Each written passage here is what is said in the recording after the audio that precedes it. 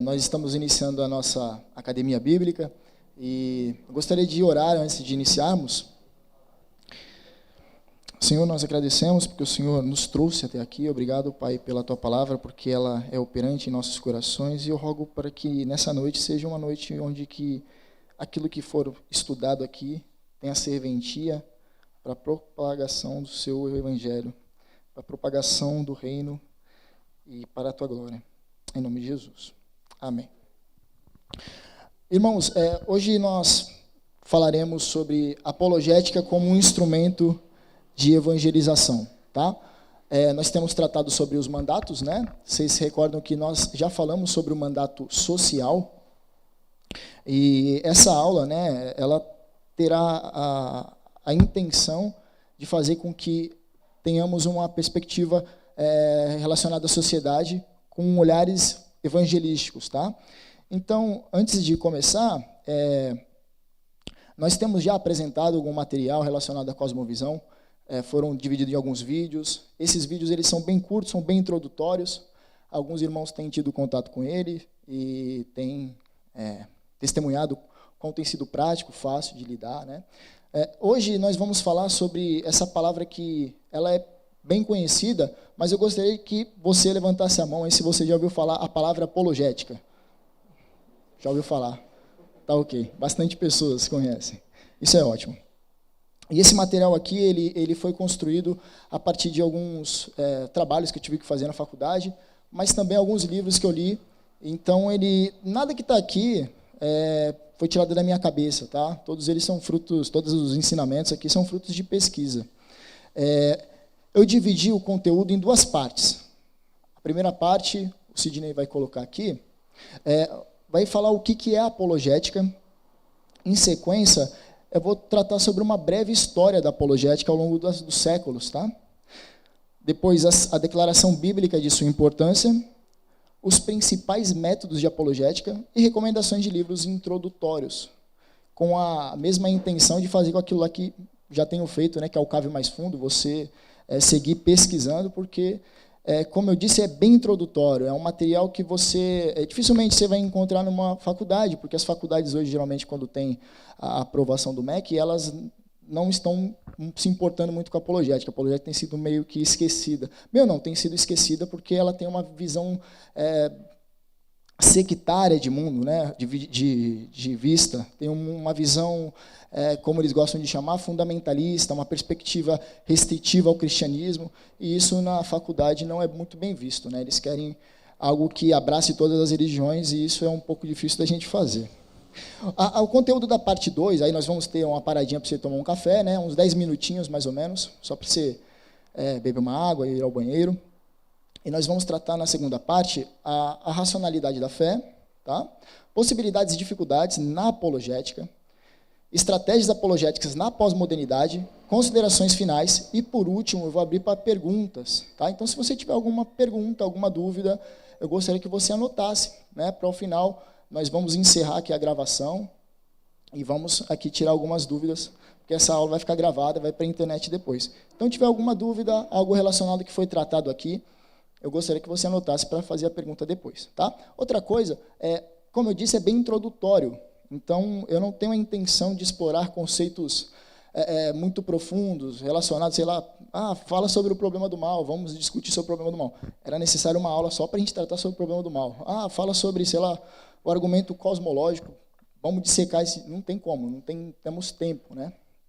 Outra coisa que eu quero deixar marcado aqui desde o início é que existem alguns links que eu já deixei guardados para enviar para o pastor, que ele vai enviar no grupo depois.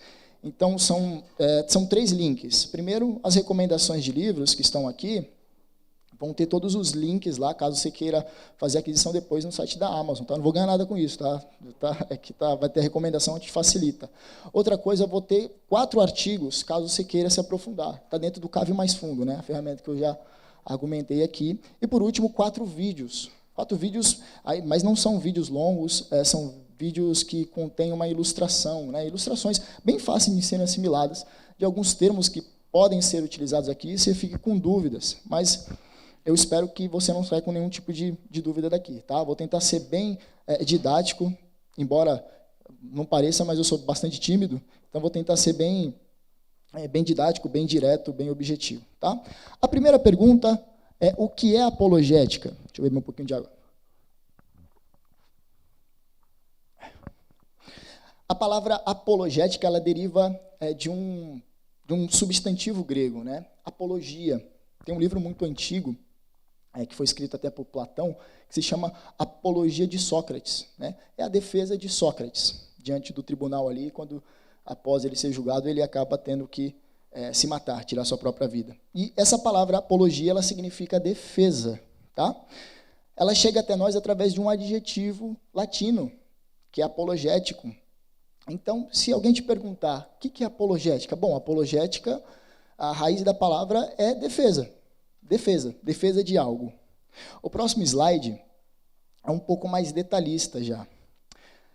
A apologética é a área da teologia que se preocupa em defender intelectual e racionalmente a fé cristã histórica.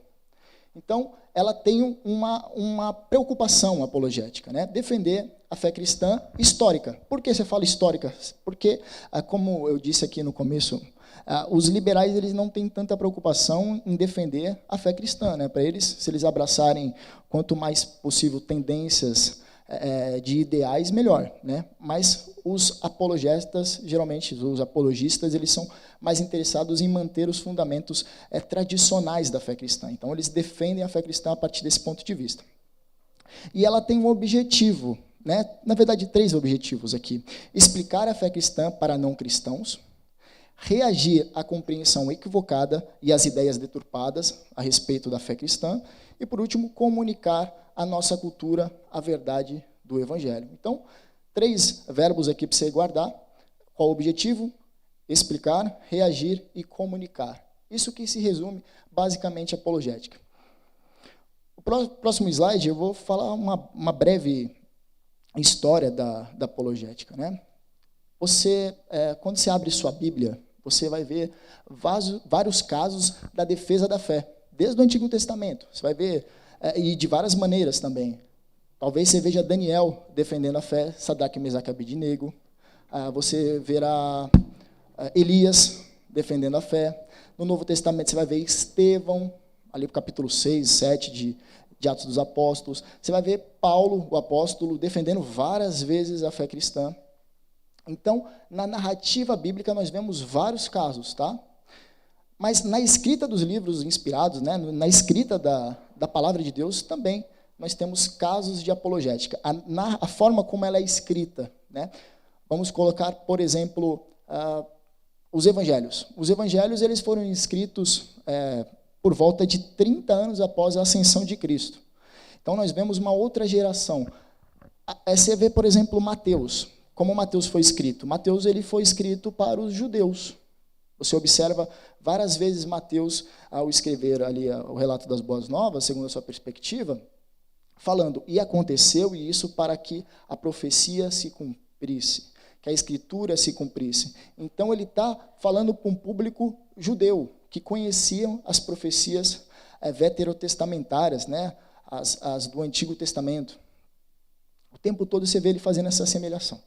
E é interessante também você analisar a genealogia. Você percebe que Mateus, por exemplo, ele começa fazendo a genealogia a partir de Abraão, né? Então, mais uma evidência aqui que tem uma finalidade de provar que, para os judeus, para aqueles que eram receptores do Evangelho, que os primeiros receptores, eles estavam tendo um cumprimento das profecias do Antigo Testamento no Cristo.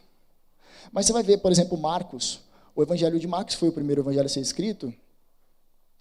Muito possivelmente quem escreveu foi Marcos, mas quem o ditou foi Pedro.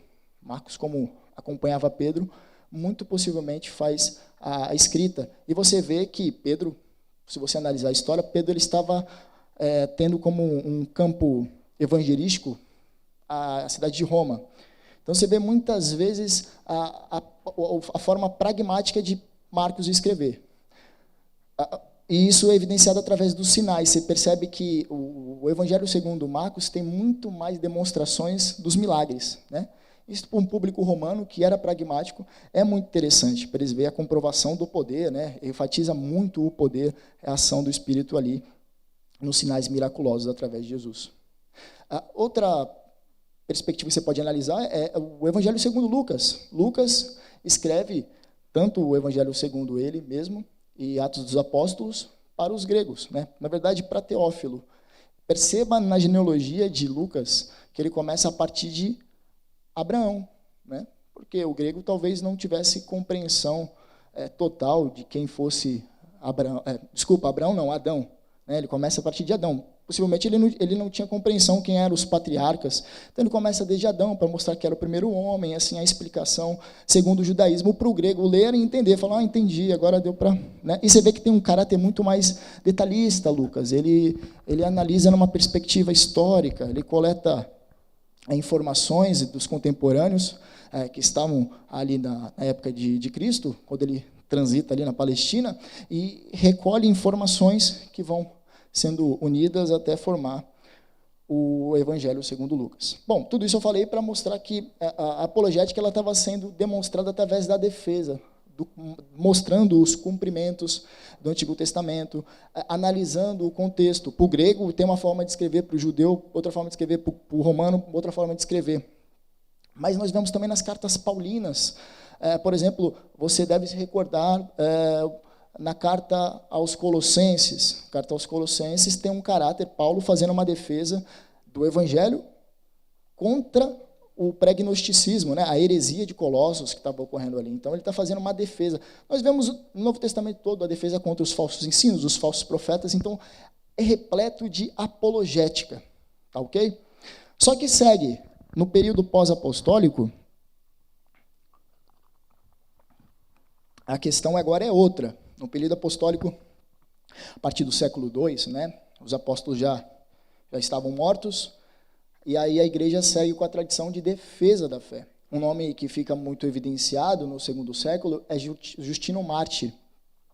Justino ele vai falar que a filosofia certa, né, no contexto romano, era a filosofia cristã, era a teologia cristã. Temos que ter percepção que no segundo século a teologia ela não tinha desenvolvimento. O desenvolvimento da teologia cristã ela vai se dar lá para o terceiro, quarto século, né, mais aflorada. Mas até então eram muitas pessoas simples que entenderam o Evangelho de Jesus e seguiram a vida, né, prática, mas não pararam para estudar. Você vai ver o conceito de trindade vai se desenvolver muito depois.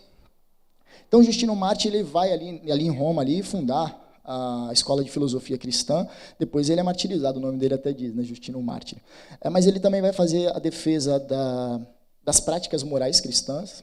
Ele vai falar para os romanos, as práticas morais cristãs, elas contribuem para a sociedade de uma forma melhor, né? Porque nós sabemos que os romanos eram devassos e os cristãos, eles tinham um padrão moral, segundo as escrituras. E a perseguição também, que já tinha começado, e ele também faz uma apologética contra a perseguição dos cristãos. Isso eu estou falando no segundo século, mas nós vamos ter outros nomes também no segundo século. Vamos ver Tertuliano, vamos ver Orígenes, mais tarde nós vamos ver Agostinho, e sempre fazendo uma defesa contrária, não somente a esses aspectos levantados por Justino, mas também às filosofias que estavam em alta. Tá? Então, coloquei aqui contra os gentios, para fazer memória a um livro escrito por São Tomás de Aquino, que Tomás de Aquino vai fazer o quê? Está tendo um grande levante dos pagãos do Islã através de uma perspectiva aristotélica. Né? A filosofia aristotélica, eles estão ressuscitando Aristóteles ali, pensamento aristotélico, e acoplando ele, a partir da lógica aristotélica, acoplando a religião do Islã, do paganismo em forma geral. São Tomás de Aquino foi um gigante. Acho que, se não me engano, São Tomás de Aquino não viveu nem até os 50 anos, mas ele se levanta como um grande apologista, fazendo uma defesa da fé cristã através da perspectiva aristotélica. Tá? Então, é um monstro. Ele escreve um livro, na verdade, são 5, se você for comprar os dias de hoje, a Suma Teológica de São Tomás de Aquino. Então, ali são várias enciclopédias, ele faz a defesa da fé cristã ali. E esse livro contra os gentios é uma defesa contra o levante da filosofia aristotélica usada pelo pessoal do Islã. Tá bom? Até aí foi claro? Tá ok? Na sequência, nós vamos ter aqui a apologética usada pela Reforma Protestante. A característica muda um pouquinho aqui. Né? Nós vamos ver Agostinho discutindo, fazendo apologia contrário aos maniqueístas. Nós vamos ver São Tomás de Aquino fazendo uma apologia contrária aos gentios, aos pagãos. Só que na Reforma Protestante muda a forma de interação da apologética. A apologética agora é utilizada dentro do seio da igreja, na separação, na cisão. Então, os protestantes vão para um lado e os romanistas vão para o outro, né? O pessoal da igreja católica. Então, aqui a apologética é utilizada para reafirmar alguns conceitos antigos. Então, ela tem muito uma visão voltada tanto para a eclesiologia, que é o estudo da igreja, e também para a soteriologia, que é a doutrina da salvação, o estudo da salvação. Tá? Então, tem um olhar, um foco diferente. Agora, as tendências filosóficas posteriores, vem o Renascimento, nós vamos ver o Iluminismo, vão ter tendências filosóficas ainda se mantendo. Então, você vai ver o racionalismo, né? E aí a igreja tem que se mover, os apologistas têm que pensar como nós vamos responder a esses ataques que têm sido realizados, né? Depois vai ter o empirismo, lá na Inglaterra, lá no John Locke, ali na região onde que é a Inglaterra hoje. Nós vamos ver Immanuel Kant, já no século XVIII, com o cristicismo. E assim por diante. Vai vir o marxismo, depois de Hegel, e contrariando, falando que a fé ela é uma espécie de fuga para aqueles que sofrem, né? Tem várias frases que eles nos atacam e nos atacaram. Então, o cristão, né, os apologistas, eles tentam se adequar para oferecerem respostas, mas dentro de um eixo que é a Escritura. Tá? Então, basicamente, essa é uma história bem breve da apologética. Mas o que as Escrituras dizem sobre a apologética? Vamos ver a declaração bíblica da importância da apologética no próximo slide. Versículo 13, se você tiver com a sua Bíblia aberta aí, legal, tem pessoas com Bíblia. Se tiver no celular também, você pode abrir, não tem problema nenhum, só para você acompanhar aqui. Isso aí vai ser o último slide, esse 10. Bom, só para te dar algumas informações sobre a primeira carta de Pedro, ela foi escrita lá para o ano 61, 68 depois de Cristo, e o público-alvo era a igreja, os cristãos, né, da região da Ásia Menor, onde que hoje é a Turquia. Eles estavam sofrendo perseguição, e a partir do versículo 13, se você conseguiu abrir aí, está escrito assim. Posso ler?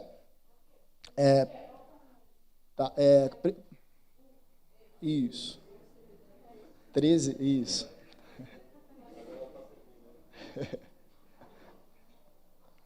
Bom, está escrito assim, ora, se analisar, né? Ora, quem há de maltratá-los se vocês forem zelosos na prática do bem?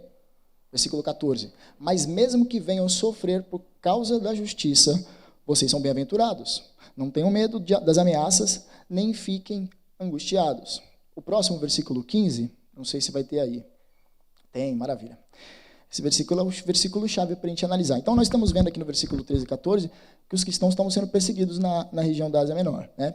Pedro está escrevendo com esse propósito. Ele fala, bom, vocês estão sendo maltratados? Bom, não fiquem angustiados. Pelo contrário, versículo 15, santifiquem a Cristo como Senhor no seu coração. Vamos parar aqui. Santificar Cristo, o que é santificar Cristo no seu coração? Consagrar a Cristo o seu coração. Tá?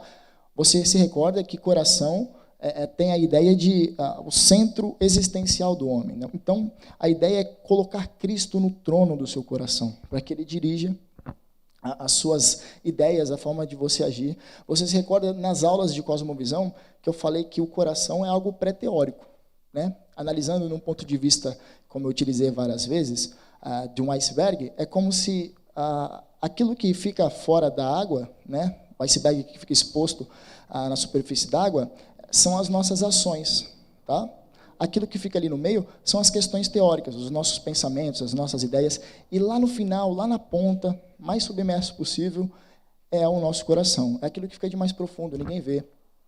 Então, santificar a Cristo no seu coração, santificar a Cristo como Senhor no seu coração, é entregá-lo para dirigir a sua vida por completo. E isso tem várias implicações. É conhecê-lo, conhecer a sua palavra, permitir que esses ensinos eles venham a moldar o seu pensamento, as suas ideias, os seus ideais, as suas perspectivas, a sua cosmovisão. Tá? Então, ele continua. Depois de você santificar a Cristo como o Senhor no seu coração, que é o pressuposto, ele vai seguir, estando sempre preparado para responder a todo aquele que pedir razão da esperança que vocês têm. Tá? E aqui eu coloquei as palavras, ela já transliterada, mas no primeiro slide eu tinha colocado as palavrinhas todas em grego, estava bem legal, só que a configuração do PowerPoint não permitiu. Mas apologia aqui, você se recorda que significa defesa, né? Nesse texto, especificamente, tem um sentido de o ato de discurso de tentar provar alguma ação ou crença para ser razoável, necessária ou correta, ou seja, uma defesa verbal. Então, a defesa, aqui a apologética, né, a apologia, você tem que estar preparado para responder de maneira verbal, tá? De maneira de respostas mesmo. Não meramente, eu conheço, mas eu guardo para mim, mas responder a todo aquele que pedir razão. A palavra razão aqui é logos. Só que você sabe que logos é traduzido por vários tipos de palavras. Pode ser conhecimento, pode ser razão, como está aqui, pode ser palavra, pode ser verbo. Então, o sentido aqui é o sentido de narrativa, o logos está aplicado. Um registro ou descrição de um acontecimento passado. Então, a razão, a resposta da razão é algo relacionado a algum acontecimento histórico. Tá? Então, está apontando para trás. Do quê? Da esperança que vocês têm. E esperança é um sentimento geral de que algum desejo seja cumprido, né? Que será cumprido. Então, aqui tem três perspectivas. Você parte do pressuposto que você santificou a Cristo no seu coração para poder responder de maneira verbal. Tá? Aquela ideinha de... como que é aquela ideia que eles colocam? Se pregue, mas se necessário use palavras. Não existe isso. Tá? A pregação, ela pressupõe uma resposta verbal. Tá? Então, não tem como você evangelizar ninguém através de uma ação moral correta. Isso aí todo mundo faz. Tá? Salvar um gatinho na árvore, então um ateu faz. Então, você tem que responder de maneira verbal e tem que se tem que se apoiar, na verdade, em acontecimentos passados, que é a crucificação de Cristo, Cristo ser entregue em nosso lugar, explicar o sentido da substituição penal, né, de Cristo e apontar e explicar que essa é a nossa esperança, que a palavra até grega é elpis. Tá? Mas tem uma forma de fazer apologética. No versículo 16 ele vai mostrar, fazendo, todavia, com mansidão e temor, com boa consciência, de modo que, naquilo que falam contra vós outros, fiquem envergonhados, os que difamam o vosso bom procedimento em Cristo. Então, muitas pessoas elas ficam com medo da palavra apologética porque os apologistas contemporâneos eles dão um mau testemunho. Né? Geralmente o cara ele quer fazer uma defesa da fé, mas ele ataca de uma maneira cruel, ou então ele não sabe ser humilde, né? Ele não sabe demonstrar com temor aquilo que ele sabe. Então, aqui até deixei uma frase, a apologética consiste em defender a fé com delicadeza e respeito. Então você tem que ter uma compostura. Seu objetivo não é antagonizar ou humilhar os que se encontram fora da igreja, e sim ajudar a abrir seus olhos para a confiabilidade e relevância da fé cristã. Tá? Então, nós temos que ter um bom procedimento. Mesmo que tenhamos alguma perseguição ferrenha, temos que ser respeitosos, temos que ser humildes, temos que ter temor ao Senhor. Bom, então nós temos aqui uma base, uma declaração bíblica sobre a importância da apologética. Mas como é que funciona a apologética? Nós temos 3 aspectos da apologética. Essas três faces da apologética são extraídas no livro do John Frame, Apologética para a Glória de Deus. Então, a apologética, como ela funciona na prática? Né? Primeiro, apologética como prova. Você apresenta uma base racional para a fé, ou provando que o cristianismo é verdadeiro. Tá? Então, você apresenta os fatos. Só que imagine você um jogo de esgrima. Você já viu esgrima? Nas Olimpíadas, ou então karatê? No karatê, eu lembro que eu fiz karatê por um tempo, fiz kung fu, e no kung fu, vou falar pela minha experiência, nós tínhamos o tatame, né? E tinha uma área. Se você saísse dessa área, você perdia pontos. E qual era a ideia que nós éramos treinados? Ficarmos no centro do tatame, né, e impormos o ritmo da luta. Então, você vai encurralando o seu oponente. Então, eu coloco as provas, eu coloco as cartas na mesa. Só que eu não vou ficar ali só cuidando do centro do tatame. Eu vou ter que atacar e vou ter que me defender. É basicamente isso como funciona a apologética. Apologética como defesa responde às objeções dos descrentes, né, porque não adianta você falar Jesus Cristo é o Senhor. Aí você pensa que o incrédulo ele não vai reagir, mas... Quantos senhores existem? Né? Quem é Jesus Cristo? Me prova. Né? Geralmente o ateu ele tem mania de que você prove. E tem a apologética como ofensiva, atacando a tolice do pensamento apóstata. Né? Então você vai atacar, você fala, ó, esse argumento que você acabou de utilizar é um pouco fraco. Mas lembre-se sempre com mansidão, sempre com humildade, sempre com temor.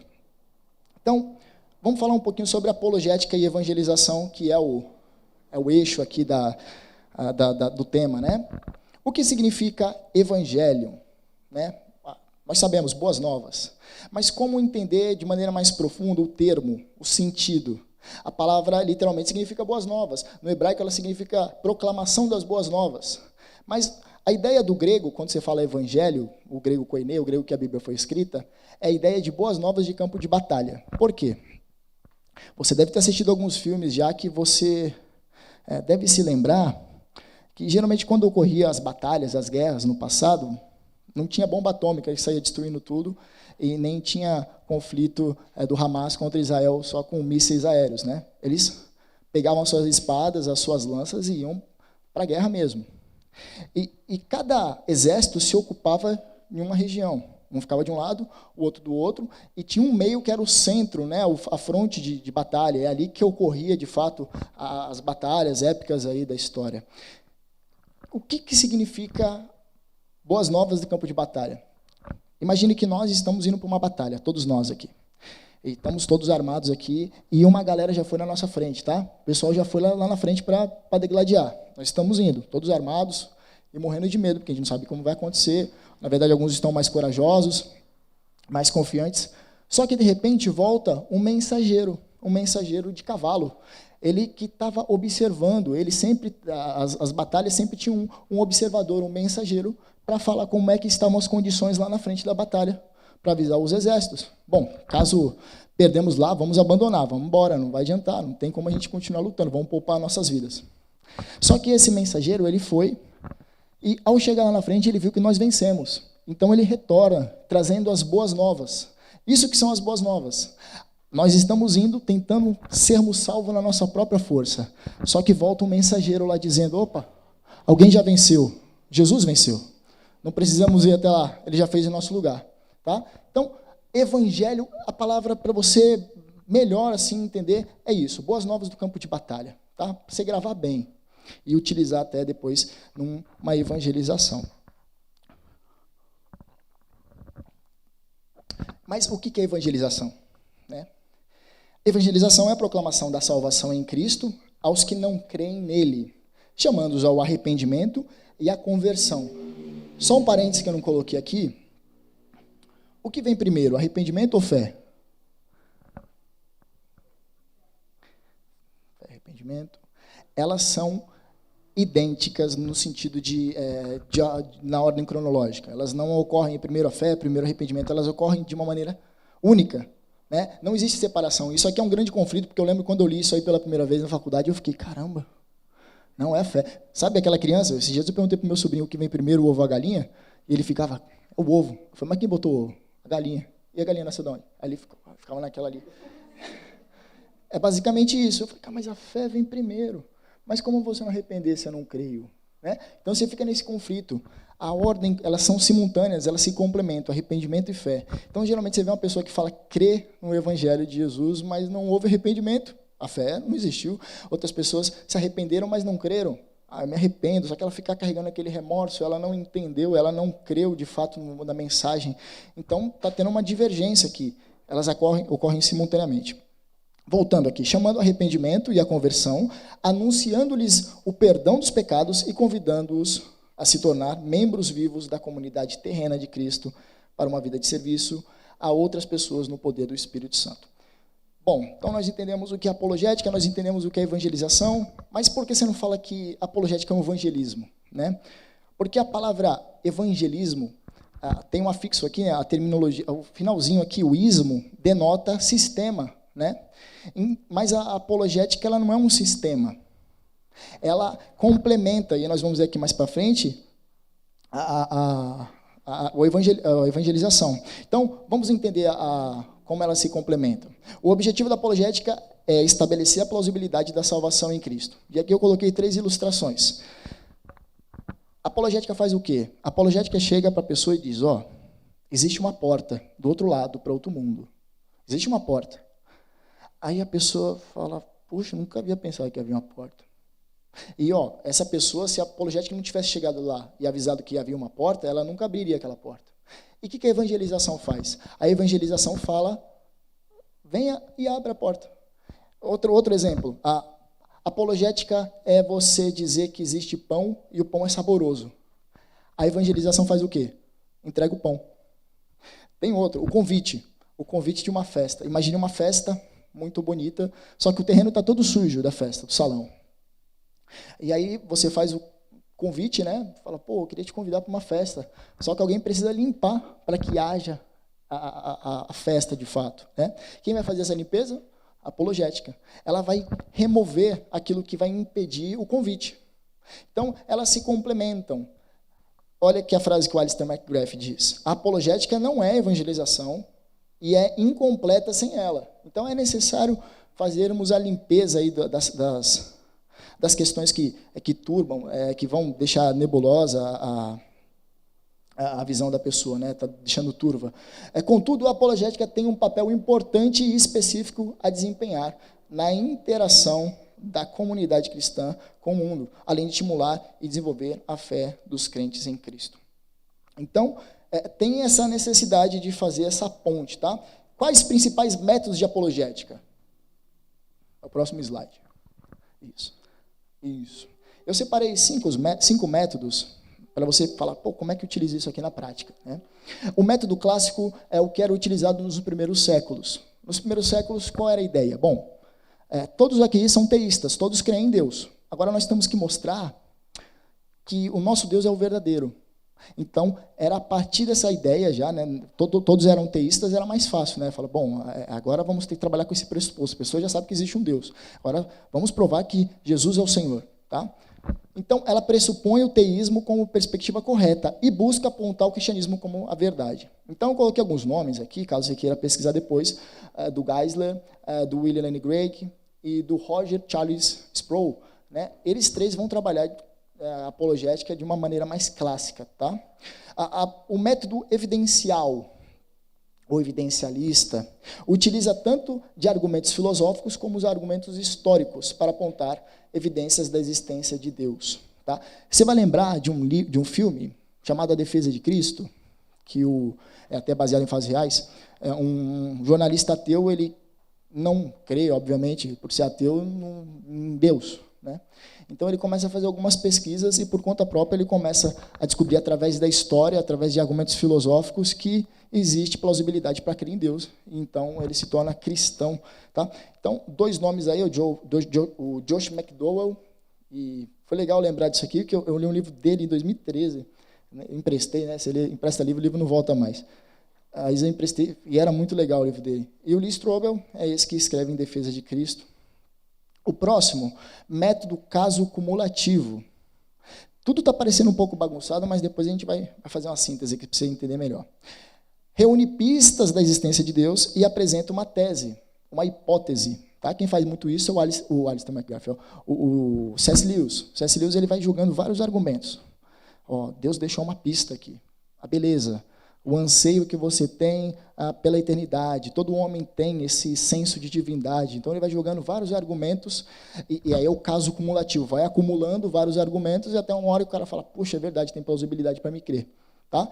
É muito eficiente na pós-modernidade. Até porque você vê o C.S. Lewis sendo muito famoso nos dias de hoje, e não era da forma como é hoje nos dias dele. Né? Então, nós vemos que tem uma certa relevância para os nossos dias. Método pressuposicional. Esse método aqui é o que eu mais gosto, porque para quando você quer debater com alguém que tem uma noção e ele tem um criticismo, né, e com esse tipo de método eu já consegui refutar, por exemplo, professor de astrofísica.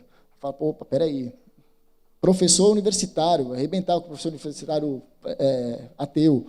E é interessante a gente aprender apologética porque existe uma grande preocupação na igreja hoje que os jovens eles vão para as faculdades e eles se perdem, porque os professores ateus, tem muitos ateus militantes, eles arrebentam com a molecada quando chega lá. molecada não tem sustentação para se definir. Ela está na igreja, ela cresceu na igreja, mas ela nunca teve uma introdução apologética, ela nunca se preocupou em defender a fé, a plausibilidade da fé.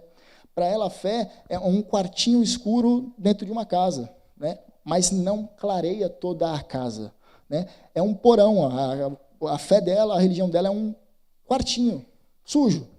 Às vezes ela dá uma limpada lá, mas ela não permite que esse quartinho, né, esse cômodo, ilumine toda a casa dela, seja acesa uma luz lá e ilumine toda a região. Então, muitos jovens se perdem nesse momento. E o método pressuposicional, né, bem aqui, pressuposicional de pressupostos, né, pressupostos, é um ponto de partida, de onde você sai, a ideia, né? Todos nós usamos pressupostos. Você que assistiu a aula de Cosmovisão deve se recordar disso. Então, partimos sempre de alguma ideia. Por exemplo, vamos utilizar aqui, até adiantando um pouquinho, porque vai explicar isso aqui melhor. 1 mais 1 é igual a 2. Prova por quê. Você pressupõe que 1 mais 1 é 2. Você não explica por quê. É um axioma, né, na matemática. Você explica o resultado, que é o teorema. Agora, o ponto de partida você não explica. Você acordou de manhã e foi pegar um ônibus, entrou no ônibus, está escrito lá número 2. Você está indo, 2 vai para Conselheiro Nebias? Vai, né? Você entrou no ônibus e você nem se ligou se aquele ônibus... Você não perguntou se o ônibus vai para Conselheiro Nebias. Você já sabe, já. Você tem uma fé, você tem um pressuposto que vai, porque você já viu acontecendo outras vezes, né? Mas você não prova que aquilo ali vai. Antes de entrar, fala, não, peraí, preciso de uma prova que ele vai para lá. Vou entrar aqui, será que mudou o itinerário? Você não faz isso. Então, partir do pressuposto que vai acontecer algo por conta, talvez, de um acontecimento antigo. Então, vamos lá, método pressuposicional trabalha a partir de pressupostos revelados nas Escrituras, através de uma perspectiva transcendental. Espero que eu vou depois detalhar melhor isso aqui, tá? Aí tem os nomes do Cornelius Van Til, Gordon Clark, John Frame e Francis Schaeffer. Esses aqui, o método pressuposicional, é um método mais trabalhado nos dias de hoje por conta dessa eficácia aí contra o cientificismo, o ateísmo militante. Tá? E, por último, o método epistemológico reformacional. Outro nome difícil, mas vamos lá. Epistemológico, a palavra epistem denota, no grego, conhecimento. Lógico, a gente coloca estudo, né? O estudo do conhecimento. Vamos colocar a teoria do conhecimento. Como conheço algo? Né? Como conheço algo? Aqui fica legal. Só que a partir de uma perspectiva reformacional, ou seja, a partir de uma perspectiva reformada. Agora vamos limpar isso aqui tudo. Método, para ficar bem simples, monergista. Né? Deus revela as coisas para nós. Né? O conhecimento nunca é total, mas a partir de revelação. E qual é o foco desse método? Despertar o senso da divindade presente em todo indivíduo. Tá? Então, Calvino e Tomás de Aquino, e até o método do Alvin Plantinga, eles já falavam que todo homem possui em si um anseio pela divindade, né? O sensus divinitatis, né? O senso que existe algo transcendente, existe um Deus. Todo homem possui isso. Alguns ficam negando. Romanos capítulo 1 vai falar isso, né? Só que os homens suplantam esse conhecimento. Algumas recomendações de leitura. Aqui a gente está partindo para metade. Deixa eu ver se estou no tempo. Bom, alguns livros que eu gostaria de recomendar. Primeiro, para o método clássico, Apologética Contemporânea, do William Lane Craig. Método evidencial, Jesus morto ou vivo, tá? Joe McDowell. Existem outros livros legais do método evidencial. Método do caso cumulativo, Apologética Pura e Simples, ou também, um livro que é bem legal, é o Cristianismo Puro e Simples, também tem essa pegada.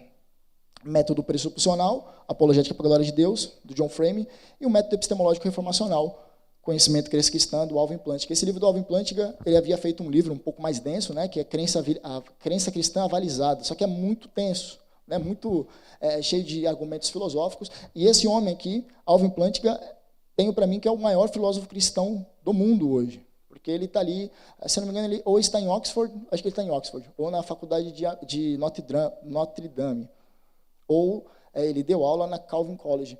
Então, assim, ele está debatendo com os intelectuais da época, com os cabeçudos, né, que pensam que colocamos um ponto final, ou como diz Nietzsche, matamos Deus. Né? Tem a ideia que não existe mais nada transcendente, a metafísica Não existe mais. Bom, vamos dar uma pausa aqui. E quando nós voltarmos, aí nós vamos apresentar alguns argumentos interessantes para até você pensar sobre os assuntos que falamos agora. Tá?